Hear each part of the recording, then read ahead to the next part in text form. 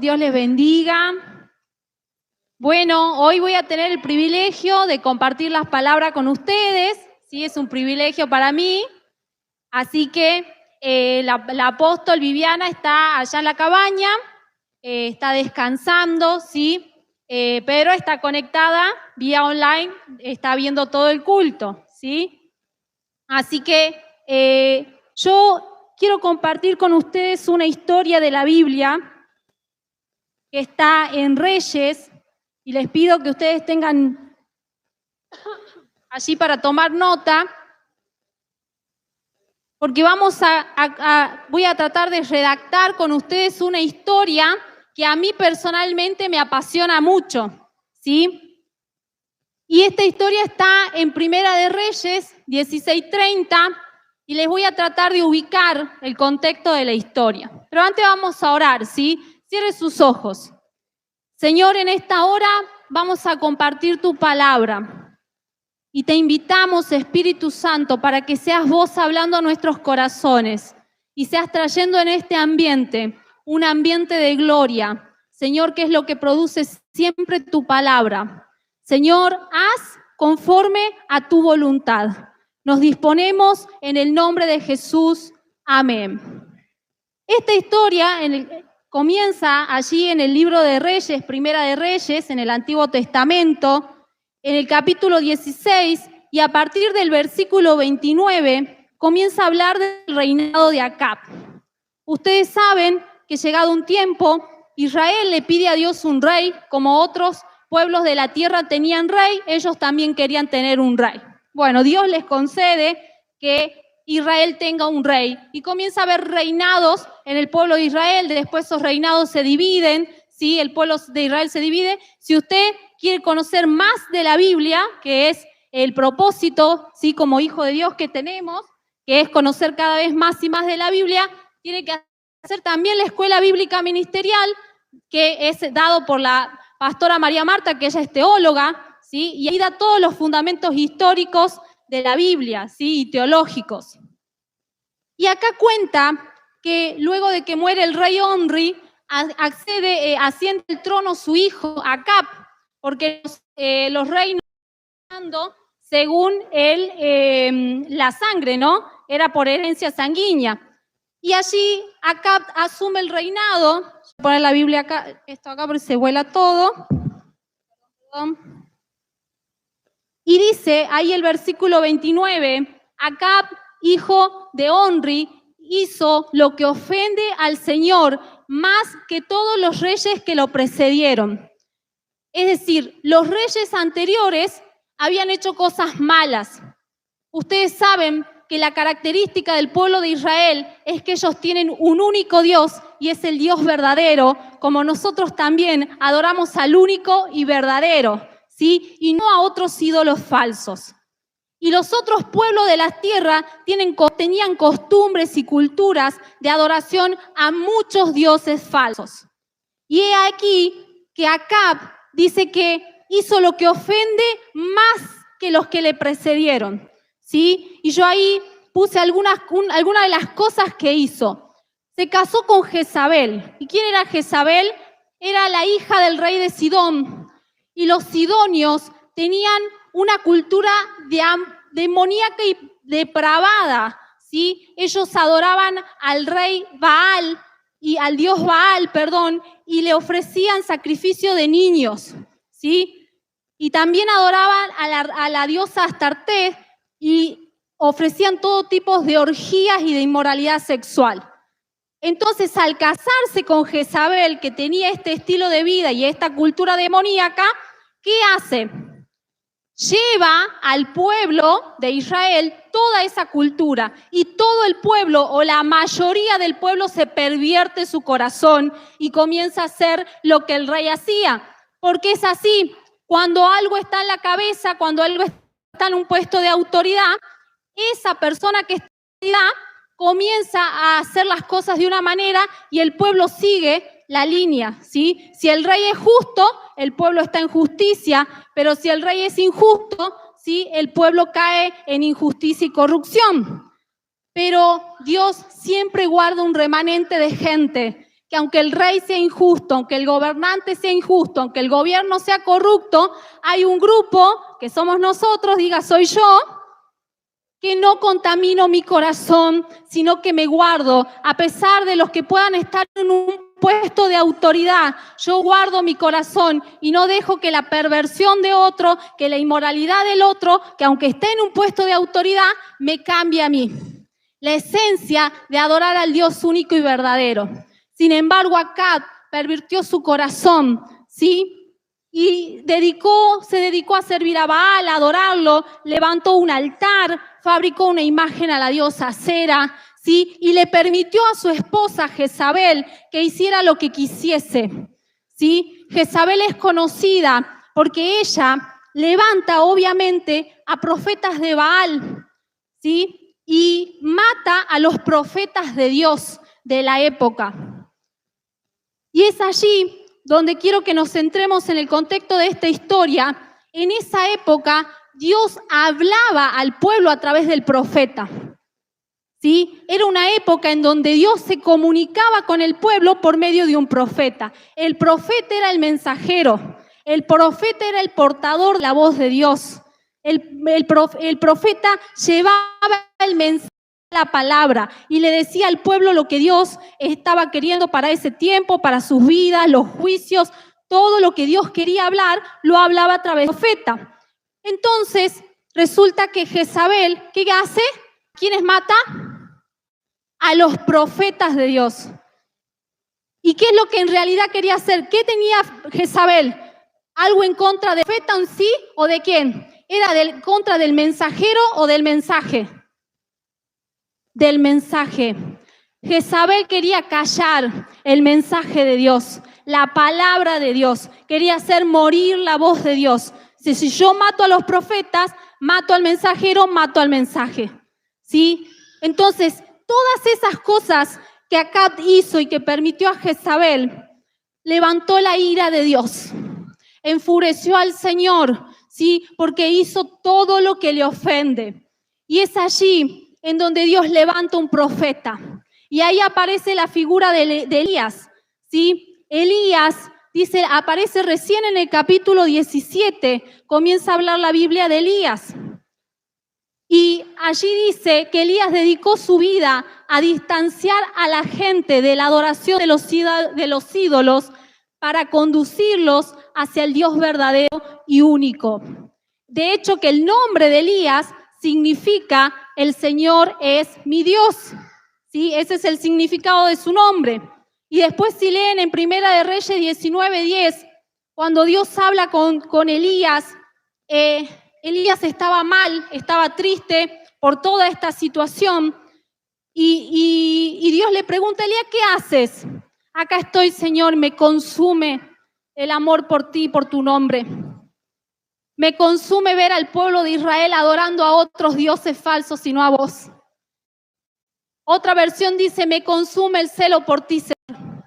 Es decir, que Elías tenía un corazón que amaba a Dios, que entendía que Dios era el único y verdadero, ¿sí? Y no solamente eso, sino que amaba a la gente. Amaba a la gente. ¿Y qué hacía?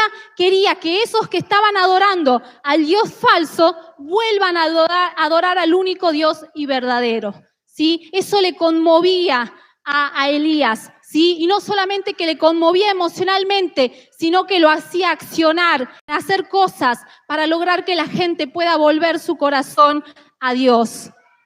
Y vamos a seguir leyendo. Allí en Primera de Reyes 17:1 dice, ahora bien,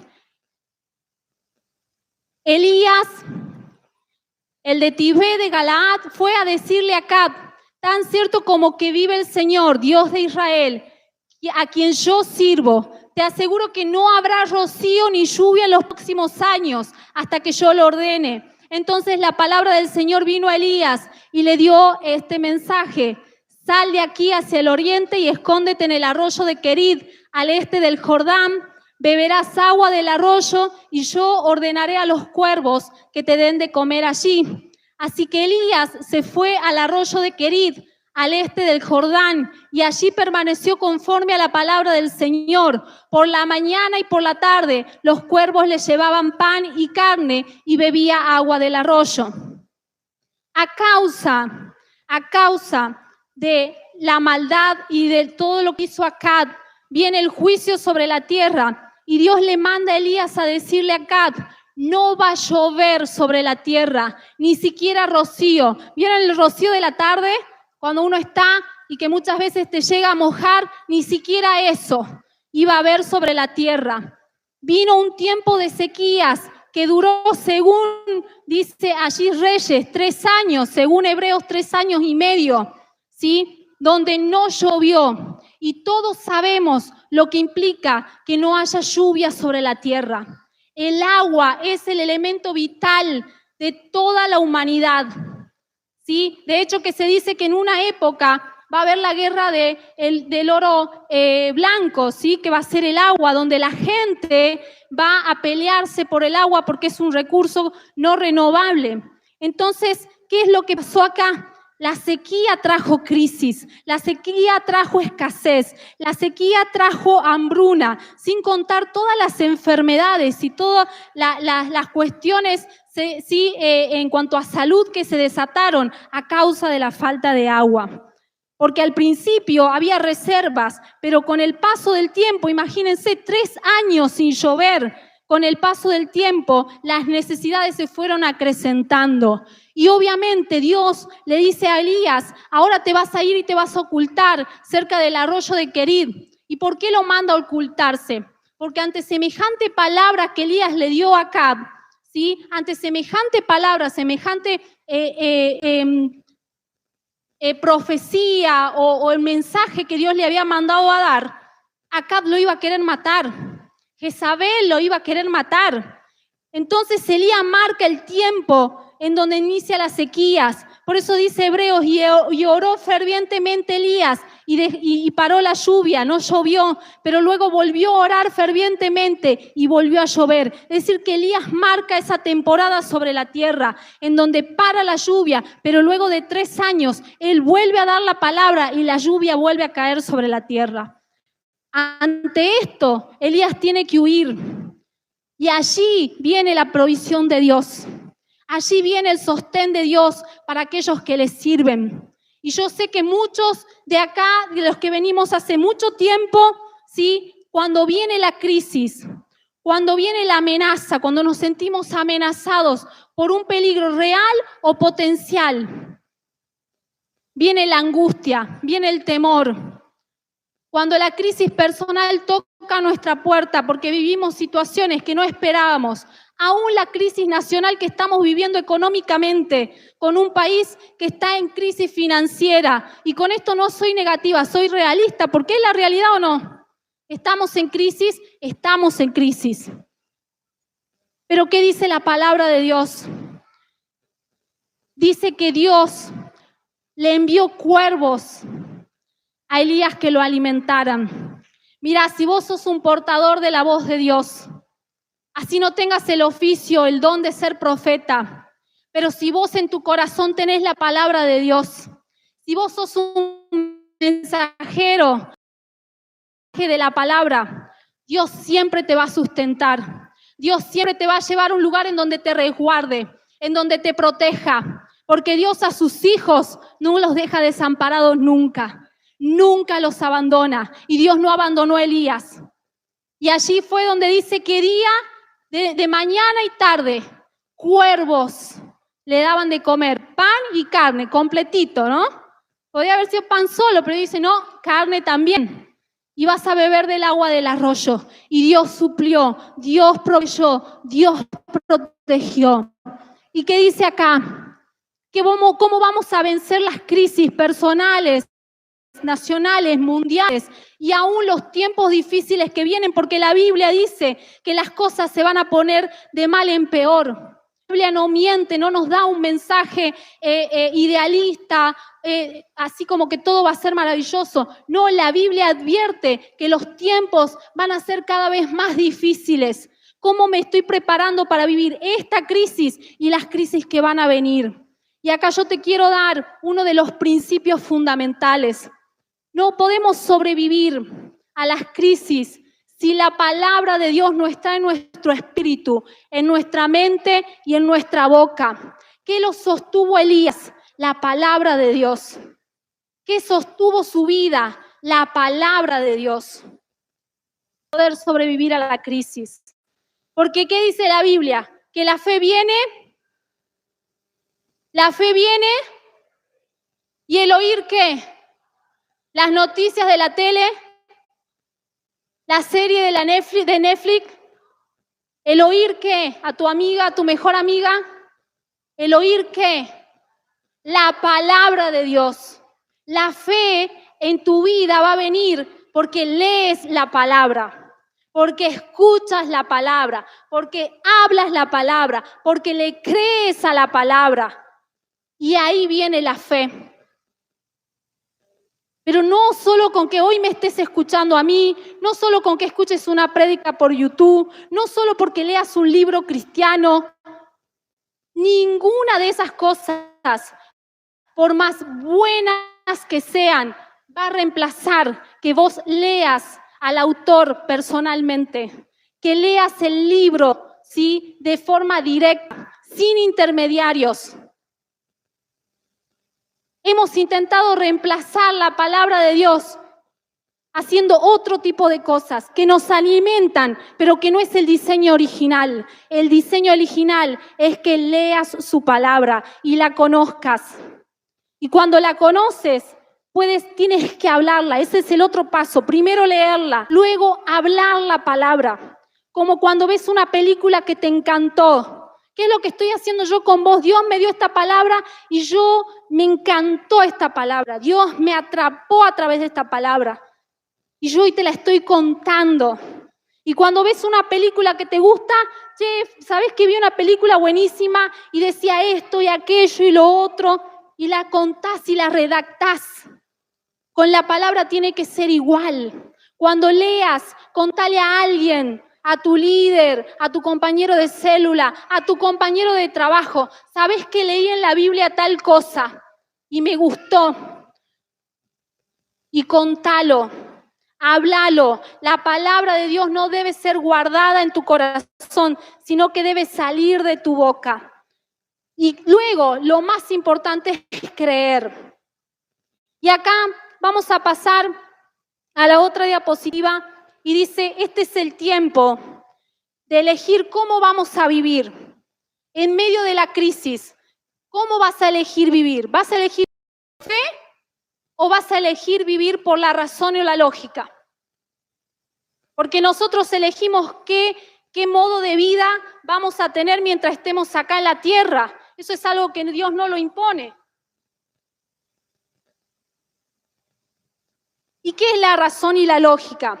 A ver, ¿qué hay de lógico o de razonable? O sea, ¿dónde nosotros en nuestra psique humanas podemos comprender que cuervos le hayan llevado alimento a un hombre? ¿Ustedes saben cuál es el perfil del cuervo? Encima un cuervo. Pero sin embargo dice la Biblia que Dios le ordenó al cuervo que le dé de comer. Eso en tu razón humana no le hallás. No hay lógica en lo que dice la Biblia. Y si no lo podés procesar en tu vida por medio de la fe, entonces no lo vas a creer, lo vas a leer y teóricamente lo vas a saber, pero no lo vas a experimentar desde el punto de vista de la fe. Y la Biblia y la relación con Dios pasa todo por la fe y no por la lógica y la razón. ¿Cómo podemos comprender la historia de la multiplicación de los panes y los peces?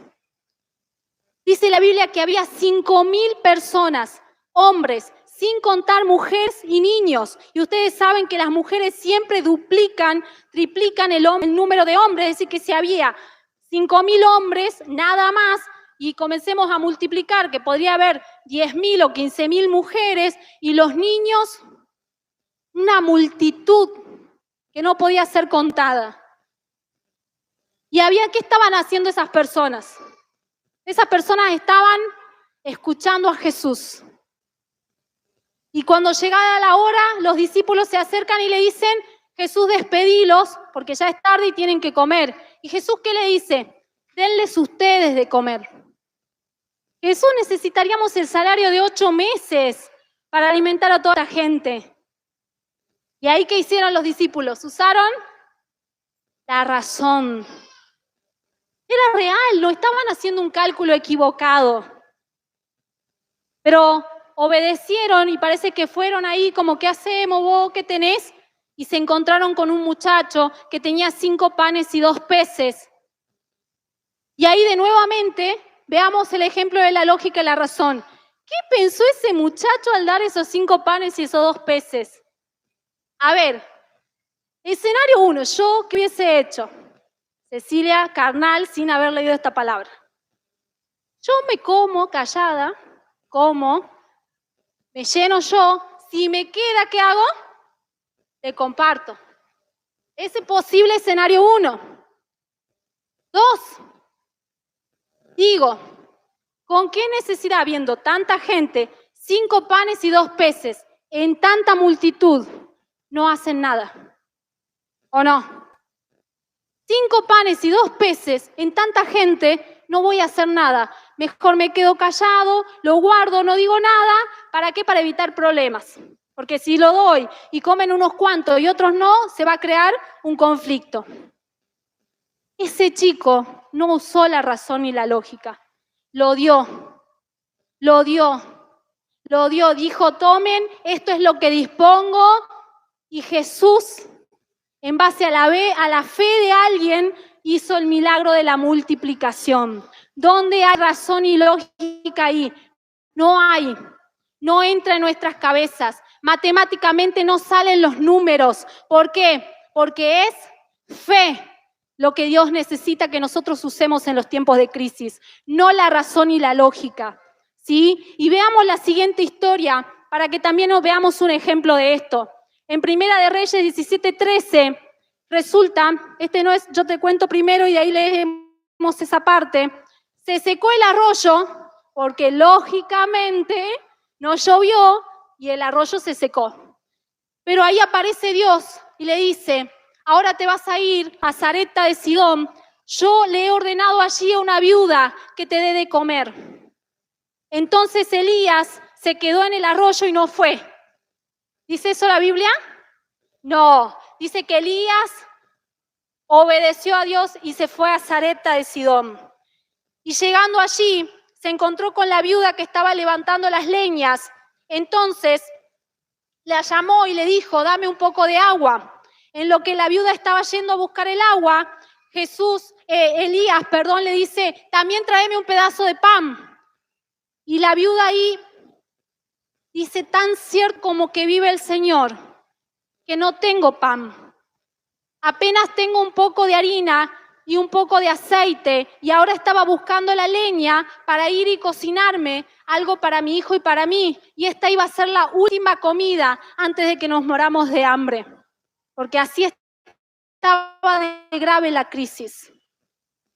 Sin embargo, ahí viene la palabra de Dios, ¿sí? La palabra de Dios para el tiempo de crisis. Y Elías habla y le dice a la viuda, le dice, no temas, le dijo Elías, vuelve a casa y haz lo que pensabas hacer. Pero antes, prepárame un panecillo con lo que tienes y tráemelo. Luego, haz algo para ti y para tu hijo. Porque así dice el Señor, Dios de Israel, no se agotará la harina de la tinaja, ni se acabará el aceite del jarro, hasta el día en que el Señor haga llover sobre la tierra. Ella fue e hizo lo que había dicho Elías, de modo que cada día hubo comida para ella y su hijo, como también para Elías. Y tal como la palabra del Señor lo había anunciado por medio de Elías, no se agotó la harina de la tinaja, ni se acabó el aceite del jarro. Y yo que vos digo, gracias Señor, gloria a Dios, sos fiel. Cuando Dios te da una palabra, cuando Dios te dice algo, Dios es fiel. Es por eso que yo te digo, no vas a poder sobrevivir a la crisis si la palabra de Dios no está en tu vida. porque es la palabra de Dios que sostuvo a Elías y que sostuvo a la viuda. ¿Quién sabe? Ustedes dicen, ay, Elías fue a que la viuda lo alimentara. Elías fue, pero Dios lo mandó no solamente para que fuera a alimentar a Elías. Dios también había pensado en darle de comer a la viuda y al hijo. Dios también había pensado en ella, no estaba pensando solo en el profeta, sino que también estaba pensando en la viuda. Dios está pensando en ti, aunque tal vez estás creyendo que no, pero Dios ya ha pensado en ti y va a enviar la provisión del cielo. ¿Qué de lógico hay en que, nosotros, en nuestra humanidad, crisis, teniendo poco, lo justo como esta mujer, venga alguien y te diga, ¿sabes qué? Cociname primero para mí y después vas a comer vos y tu hijo. Yo, Cecilia Carnal, en el pasado, antes de haber escuchado esta palabra, porque ahora soy otra, diría, pará. Yo primero voy a cocinar y le voy a de comer a mi hijo. Después voy a comer yo. Y si me queda, te voy a convidar. ¿Es así o no? Usamos la razón, la lógica, la humanidad, la carnalidad para procesar las cosas. Lo hacemos todo el tiempo. Pero esta viuda creyó al profeta, creyó a la palabra. Dios dijo, no se va a acabar. Y ella dijo, listo, yo lo creo. Y fue, ¿sí? No solamente que creyó, sino que fue e hizo, dice, como el profeta le dijo. No fue solo una cuestión de escuchar teoría. No fue solo una cuestión de, sí te creo Dios, pero no hago nada. No, creyó, escuchó, creyó e hizo. Fue e hizo tal como el profeta le dijo y Dios cumplió su palabra. Y es por eso que yo te digo, Dios nos llamó a vivir por fe y no por vista. Porque si nos llevamos de lo que vemos, de lo que hay en nuestros bolsillos, de lo que tienen nuestras cuentas, nuestras billeteras, entonces no nos va a alcanzar porque la realidad es que no alcanza. Pero Dios está diciendo, Dios está dando una palabra y esa palabra tiene que ser mi sostén, no la lógica y la razón. Porque si no, hay gente acá que ya ha usado la lógica y la razón, ha dicho, no voy al campamento porque no llego. Porque de los 18 tengo 5, tengo 2, no llego. Y sí, matemáticamente es verdad, pero no estás creyendo que Dios tiene un propósito con vos en ese campamento. No estás creyendo que Dios tiene una palabra y que Dios te va a proveer, que Dios no te va a hacer faltar. Entonces, ¿qué tienes que hacer? Tienes que activar, tienes que trabajar. Por eso puse ahí, si volvés al anterior, José, dice, la fe es igual a acción y obediencia. A ver, hubo un cuervo que alimentó un milagro de cuervos porque hubo un Elías que obedeció y fue hasta el arroyo. Hubo una viuda que experimentó el milagro de la multiplicación del aceite de la harina porque hubo un Elías que fue y fue obediente y una viuda que a su vez obedeció. Hubo una multiplicación de panes y peces porque hubo un muchacho que obedeció, que tuvo fe. No es solamente escuchar, ¿sí? Es accionar, es hacer. Y acá yo te quiero contar un testimonio personal. Nosotros teníamos una deuda muy grande que habíamos sacado un préstamo del banco hipotecario para comprar un departamento. Y el banco nos había prestado 900.000 pesos hace 5 años. Y esa deuda se la iba pagando, iban descontando del sueldo. La cuestión es que como la inflación en nuestro país es tan alta, la deuda se hizo de 4,5 millones y cada vez me absorbían más el sueldo y la deuda se hacía más grande. Entonces, ahí yo experimenté lo que dice la palabra de Dios. El que pide prestado se vuelve esclavo del que le prestó. Yo me sentí así, esclava de un banco. Y pedí perdón a Dios porque me acuerdo patente que el apóstol José, cuando yo como que le consulté y él me quiso aconsejar, él me aconsejó que no era lo mejor. Porque como nosotros teníamos un terreno, entonces él me quería motivar a que construyan el terreno. Y yo no escuché el consejo. Entonces, cuando después me encontraba envuelta en tremenda deuda, yo le pedí perdón a Dios. Y le dije, perdón Dios, porque te desobedecimos. Pero ahí yo dije, pero Dios, yo quiero un milagro económico. No tengo 4,5 millones para cancelar. Y si no lo cancelo, la deuda va a crecer más. Y de acá a unos años voy a deber 10, 20. O sea, yo iba al día, pero no se trataba de ir al día. Se trataba de la inflación que había en el país. Entonces comencé a orar. Y justo estábamos haciendo los 40 días de Dibuja el Círculo. Y comencé a orar por esa deuda. Y me metí con el Señor y comencé a orar. Y a veces pensaba buscar otro trabajo, pero también sabía que buscar otro trabajo iba a implicar dejar a mis hijos, saturarme, ¿sí? Y que también entiendo que no es la voluntad de Dios. Entonces dije, bueno, ¿qué hacemos? Y mi esposo empezó a hacer empanadas para vender. Yo bendigo a todos los que nos compraron empanadas, porque vos tenés que saber que cuando vos comprás a alguien, a un emprendedor, vos no sabés qué hay detrás. Bueno, detrás de esa empanada había una tremenda deuda y vos que nos compraste, nos has bendecido. De ahí yo empecé a buscar ropa. Tenía ropa que no usaba, empecé a vender. Un vestido a 1.500, otro a 2.000, sandalia. Teníamos una olla Essel nueva, la vendimos. Vendimos cosas que nos dolían vender. Mi esposo tenía una cámara que le encantaba, la vendimos. O sea, a ver, si yo te digo que haciendo todo eso habremos juntado 50.000 pesos, ¿qué es 50.000 en 4,5 millones? ¿Qué decís vos? Ay, no hagas, si no vas a llegar. Dije, Señor, a ver, Dios, acá estoy con mis panes, estaba como el chiquito acá estoy con mis panes y mis peces. Tengo para prestarte, Jesús, para ayudarte 50.000 pesos. El resto ponelo vos, Dios. ¿Qué quería que Dios vea en mi corazón? Mi fe. Que yo estaba creyendo que Él me iba a proveer.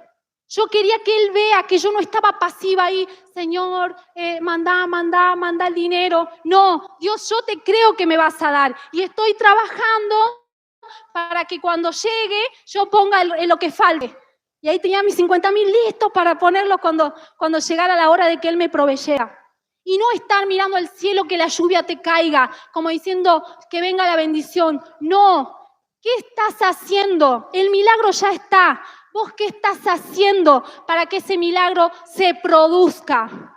Te tengo que decir que Dios ya le ha ordenado a gente, a jefes, a gerentes que te den trabajo. Así como Dios le ordenó a la viuda y le dijo que le iba a dar de comer, Dios ya le ha ordenado, hay lugares que te están esperando para que vos entres a trabajar. Pero ¿sabés qué? ¿Sabés por qué no aparece el milagro del trabajo? Porque no entregaste el currículum, porque no golpeaste la puerta, porque no estás insistiendo. Entonces, estás allí con mucha fe esperando, pero no estás accionando. Y la fe es acción. Y si no hay acción, no va a haber milagros. Entonces, tienes que creer, pero tienes que accionar. Y Dios proveyó, conseguimos el dinero para poder cancelar la deuda, cancelamos la deuda, hoy el departamento es nuestro, ¿sí? No le debemos al banco y yo ya no soy esclava de nadie, sino solo sierva de Dios, ¿sí?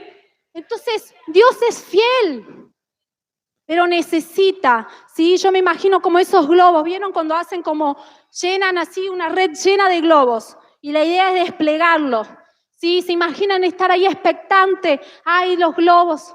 Pero los globos no se van a caer solos. Alguien tiene que tirar la soga para que los globos caigan, ¿sí? El milagro es así. El milagro ya está, pero Dios está esperando que hagas, que obedezcas para que el milagro llegue a tu vida, el milagro llegue a tus manos. ¿Amén? Digamos.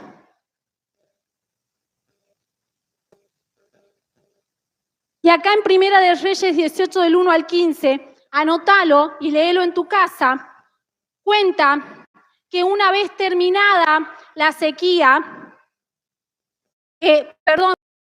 llegados los 3 años, Dios le habla a Elías y le dice, Elías, vuelve y búscalo acá para hablar. En eso había un hombre, cuenta allí este versículo de la Biblia, que había un hombre que se llamaba Abdías. Abdías era la mano derecha de Acab, era su siervo. Pero dice la Biblia que Abdías amaba a Dios, veneraba a Dios, le temía a Dios. Aunque él estaba al lado de un rey injusto, corrupto, perverso, el corazón de Abdías no se pervirtió, aunque era su mano derecha. Al contrario, ¿saben qué hizo Abdías?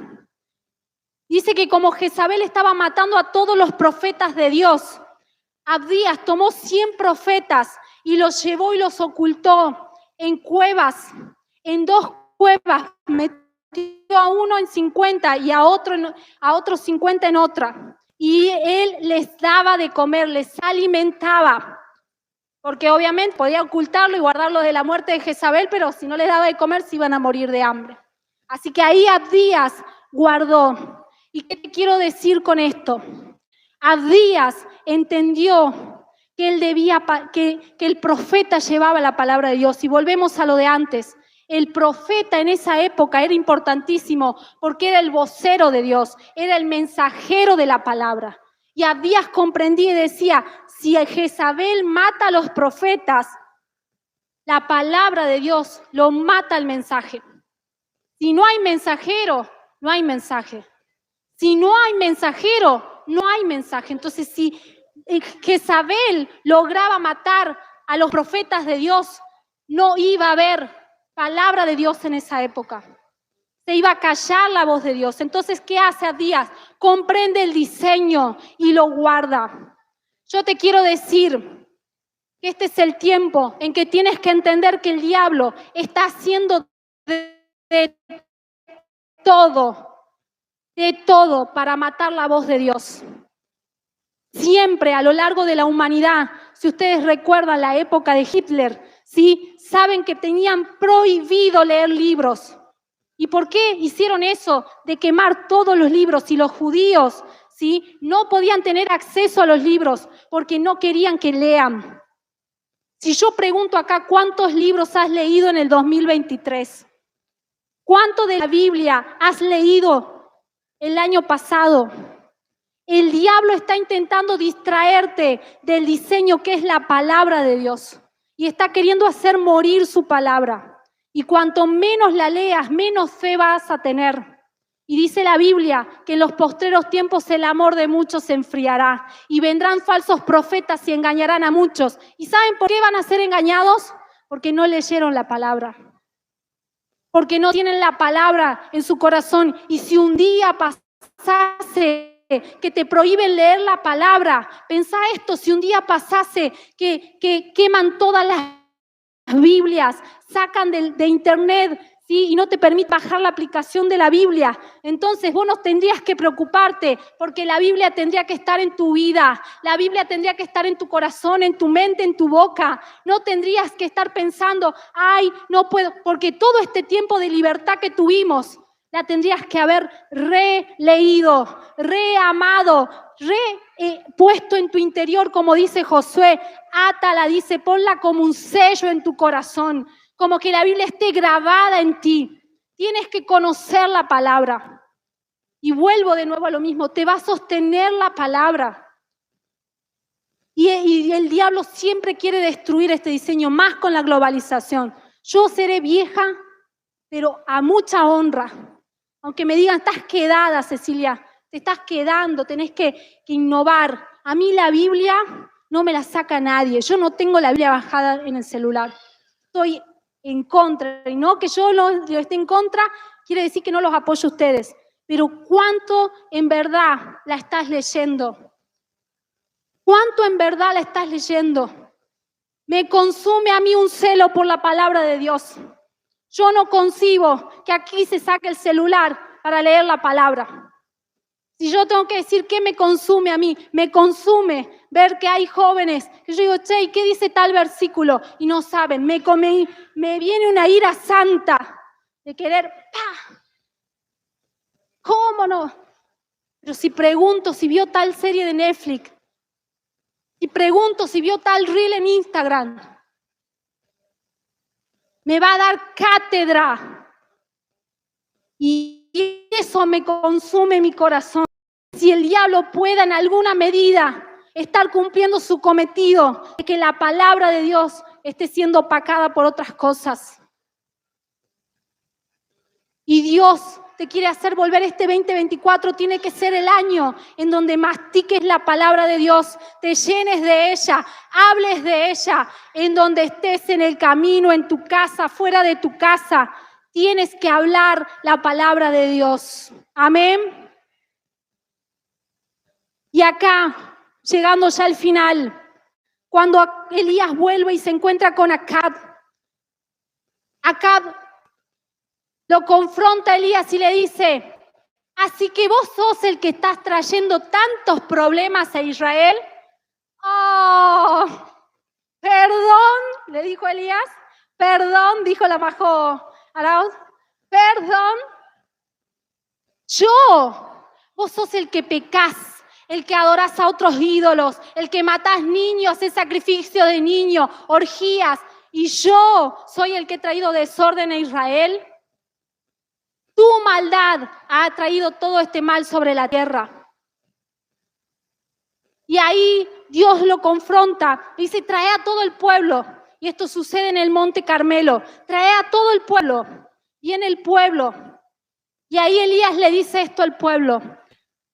Elías se presentó ante el pueblo y dijo: ¿hasta cuándo van a seguir indecisos? Si el Dios verdadero es el Señor, deben seguirlo. Pero si es Baal, síganlo a él. Elías se para delante de todo el pueblo y miren qué valentía. 450 profetas de Baal, 400 profetas de Acera. Todo un pueblo contaminado, pervertido su corazón. Acab, que seguramente tenía su ejército. Y él diciendo esto, es un grosso Elías.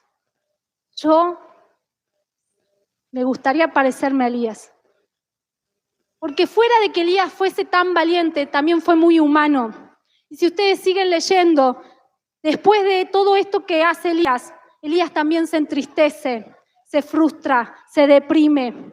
Y eso habla también de grandeza, de un hombre que reconoce sus límites y sus debilidades. Porque por más, ¿sí? Dios sabe que por más que le tengas a Él, nunca dejas de ser humano. Pero lo mismo Dios está ahí en nuestra debilidad. Allí convoca Elías y dice: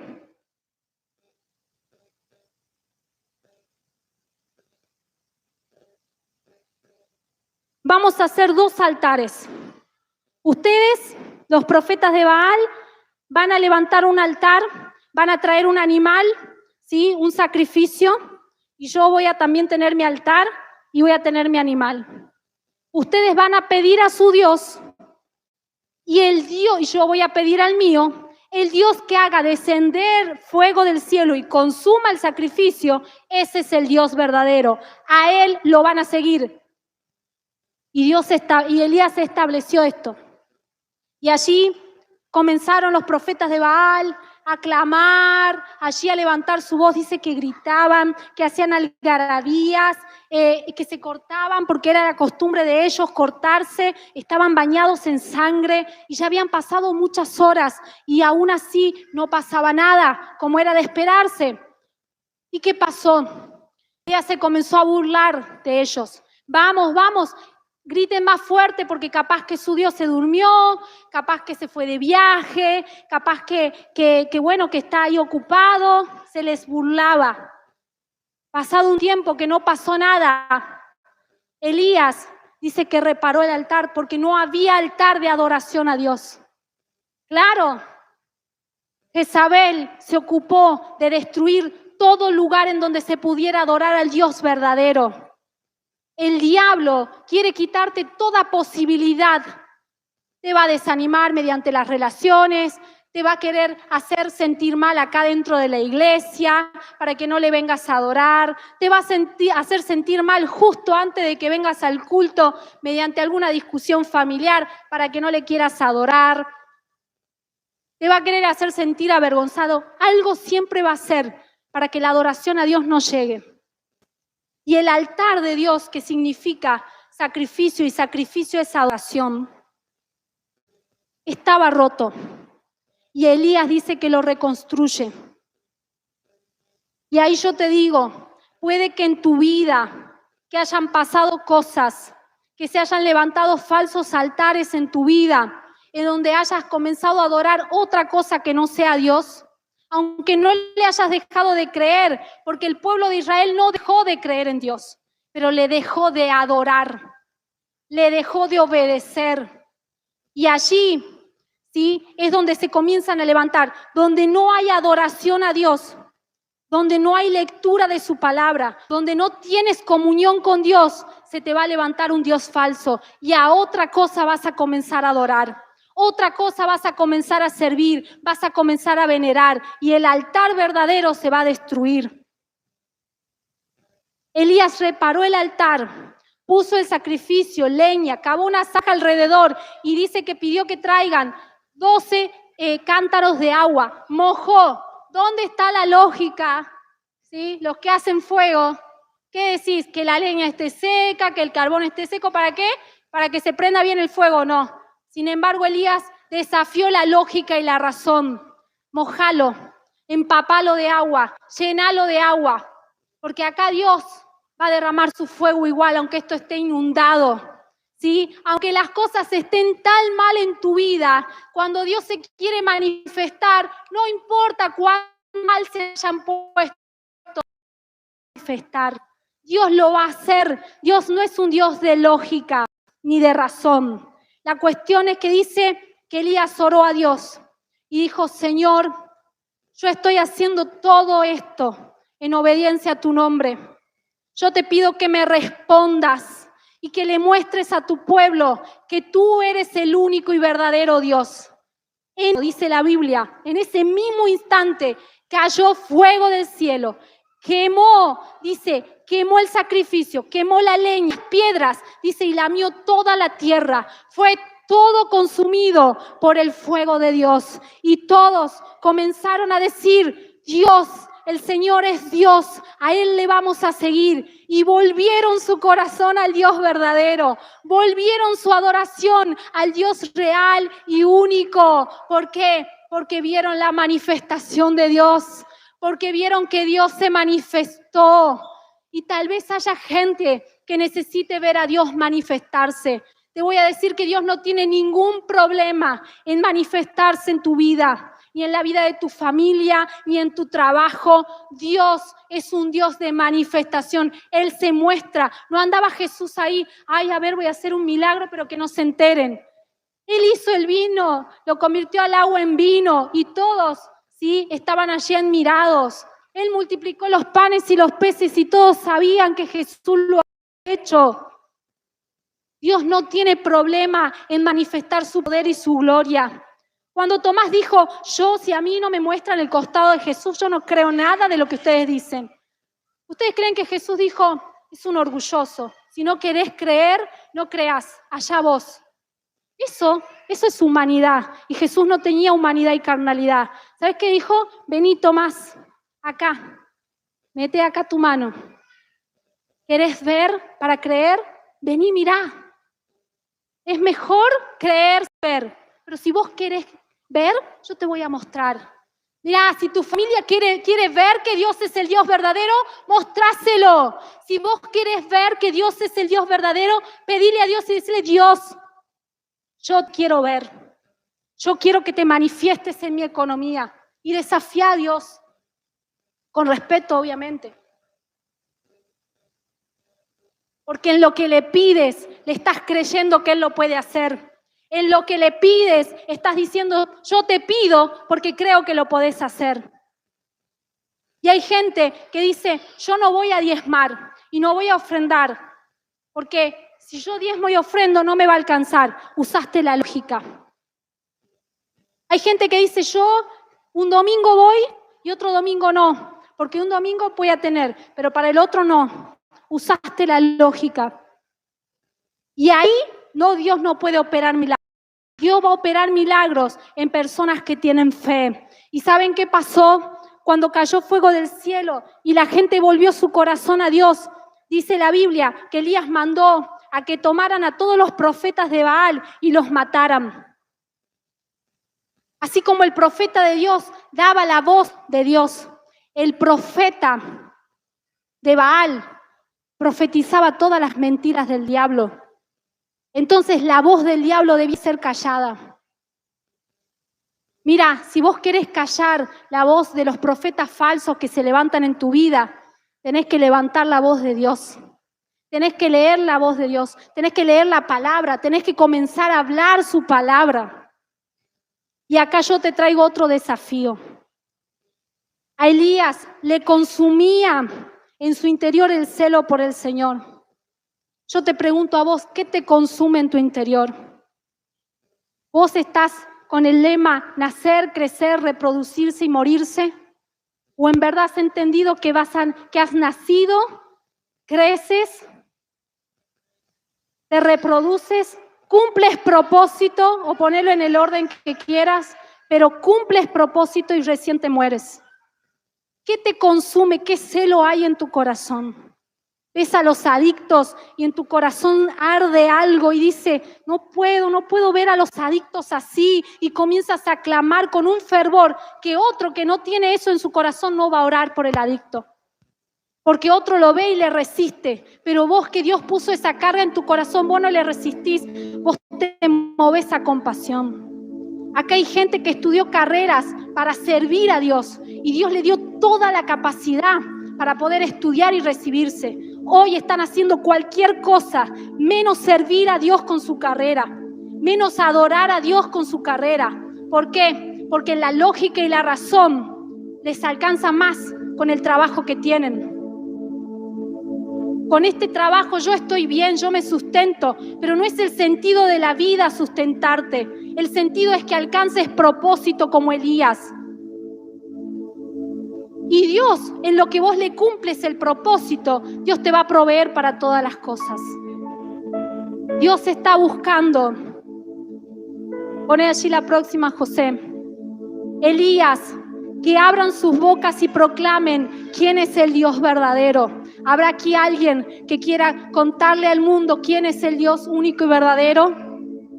Elías, Dios busca a Elías que repare en el altar del Señor, lo que significa adoración, porque el altar en el mundo, en los corazones de muchas personas está en ruinas y la gente no sabe adorar a Dios. Elías, Dios busca a Elías que manifiesten el poder de Dios.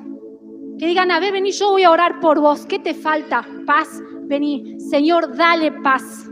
Y cree que cuando ora, esa persona está recibiendo paz. Hay gente que dice, ay, no quieren escuchar, son tercos, déjalo así, que vas a tirar perla a los cerdos. Y se callan y no comparten el evangelio. Miren si Elías tenía que decir eso. Que se fundan porque han decidido seguir a otros dioses. Su corazón se conmovía y ardía por decir, no, Señor, yo quiero que vuelvan a vos. Y ese era el celo de Elías. Dios está buscando mujeres como la viuda que eligen vivir por fe y no por la razón y que son obedientes. Dios está buscando abdías que entienden que la voz de Dios no se puede morir y guardan el diseño de la palabra. Dios está buscando una generación apasionada por la palabra, apasionada por leer su palabra, más que ver una serie, más que ir al cine, más que jugar a la pelota, más que todas las cosas, apasionados por Dios. Y yo te voy a decir lo que vamos a hacer. Escúchame, no hagas lo que voy a hacer, no hagas lo que voy a decir, después lo vamos a hacer. Vamos a hacer un llamado, 2 llamados. Primero, a las personas que saben que en sus corazones y en sus vidas hay altares falsos y que están adorando a otro Dios y no al único y verdadero. Para que tu corazón vuelva al único Dios y verdadero. Y ese Dios falso puede ser cualquier cosa a lo cual le estés dedicando más tiempo, ¿sí? Y que te esté robando de poder buscar de Dios, ya sea trabajo, una relación, el dinero, una amistad, un hobby. El Espíritu Santo ya te ha dicho a vos qué es. Ese es el primer llamado. Las personas que acudan a este llamado y que digan, yo quiero destruir ese altar y quiero levantar el altar verdadero de adoración a Dios. Cuando yo les diga de Dios y entienden que no pueden quedarse y tienen que levantarse en este tiempo como Elías. Necesita Elías. Ustedes saben que Elías no murió, Dios se lo llevó. Dios, ¿qué es ser un Elías en estos tiempos? Es entender que necesitamos meternos en el mundo, meternos en la sociedad, en los trabajos. Esto es hermoso. Pero Dios quiere que estés acá solo para que comas, te alimentes y después vayas y des al mundo. Dios no dijo vayan a la iglesia. Dios dijo vayan al mundo y hagan discípulos. Dios quiere que tengas el mismo espíritu, la esencia de Elías y lleves la transformación a tu lugar de trabajo, a tu familia, a tu negocio, a tu barrio, al gobierno, en donde hoy estés. Y si sos una mamá que lleva a los chicos a la escuela y comparte allí con las otras mamás, ese será tu lugar en donde vas a ser un Elías transformando. Y ese es el segundo llamado para aquellos que dicen yo entiendo que no me puedo quedar en la pasividad. Y yo voy a orar y yo te pido que primero cierres tus ojos y sé respetuoso y no lo abras por amor a los que están a tu alrededor que tal vez tienen vergüenza.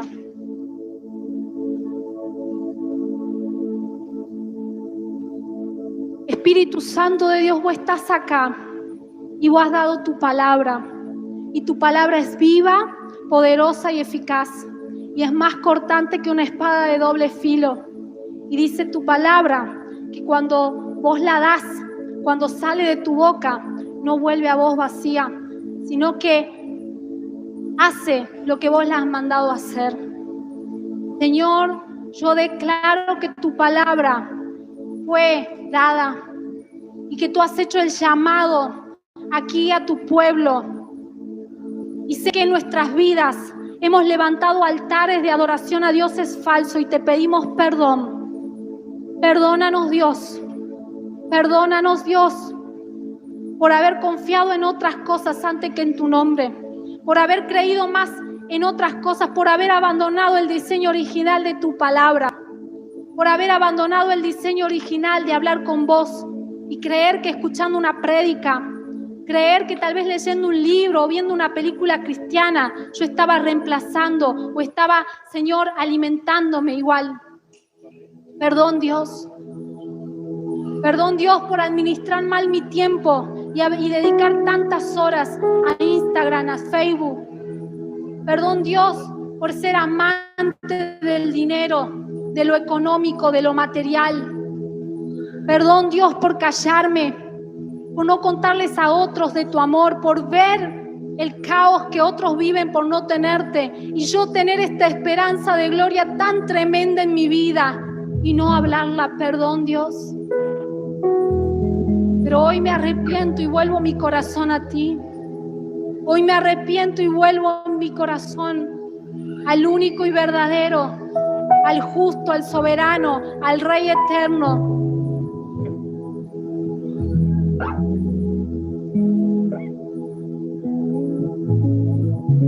Y con los ojos cerrados aquellos que quieren y dicen yo quiero levantar el altar al Dios único y verdadero. Yo quiero ser un Elías. Si así lo quieres, Dios ve todas las cosas, no lo hagas por mí. Y entiendes que Dios te está llamando. Solo si así lo entiendes, ponte de pie en tu lugar. Si acudes al llamado de Dios, ¿hasta cuándo estarán indecisos? Dice su palabra. Pero Señor, yo oro y declaro que hoy es el día de la decisión. Acá estamos decidiendo por ti. Acá estamos, Señor, diciendo, tú eres el único y verdadero. Tú eres el justo, el eterno. Tú eres el único que salva, que rescata nuestra alma del pozo. Tú eres el único Dios. En el nombre de Jesús yo oro por aquellos que acuden al llamado de ser como Elías. Y si entiendes y dices, yo voy a ser un Elías de estos últimos tiempos, ponte de pie. Si entiendes que Dios te está llamando a ser un profeta, a ser un portador de su voz, si tú quieres ser el mensajero, ponte de pie. Si has decidido en tu corazón y dices, yo voy a ser el mensajero, yo voy a portar el mensaje de la salvación, yo voy a llevar al mundo las buenas nuevas, yo les voy a contar a todos que Cristo murió por sus pecados, pero que resucitó y va a volver, y yo voy a preparar mi corazón y el corazón de mucha gente para que cuando Cristo venga, yo le diga, Señor, acá estoy yo y a todos los que preparé para ti, porque no me he quedado quieto, porque no he sido pasivo, sino que entendí el llamado y he hecho volver el corazón de muchos a ti por medio de la obra del Espíritu Santo. Padre, en esta hora, enciende ese celo que había en Elías en nuestros corazones, que nos consuma el amor por leer tu palabra, por compartir a otros de ti, en el nombre de Jesús. Y ora conmigo, Señor Jesús, en esta hora yo hago pacto de volver a ti. Aquí me quedo, Dios, en el altar, al único y verdadero Dios, y de aquí no me voy a mover hasta el día que vengas. Y cuando vengas, me hallarás con mis ropas limpias, me hallarás en fe. Y tu palabra dice, ¿hallará Dios fe en la tierra? Sí, Señor, yo tengo fe, yo creo en ti. En el nombre de Jesús, hago pacto de no contaminarme, de no pervertir mi corazón. Hago pacto de leer tu palabra, de buscar tu presencia. Hago pacto, Dios. Hoy entrego mi vida y en ese altar estoy yo. Mi vida es un sacrificio, alabanza y adoración a tu nombre. En el nombre de Jesús. Amén. Amén y amén. Gloria a Dios.